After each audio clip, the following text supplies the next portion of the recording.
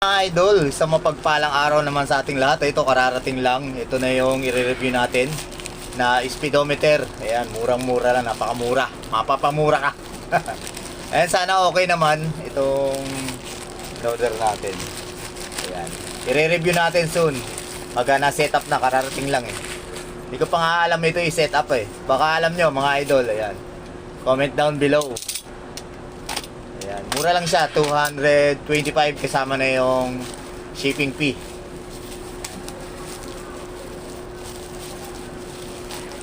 Ayan, nandito na.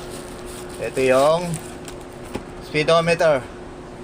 Kung may oras na, nakabukas na yung oras. Ayan, may naka-ano na yung oras oh. Naka-ano na siya ng oras to 21:45. Oras yata ito. Ito yung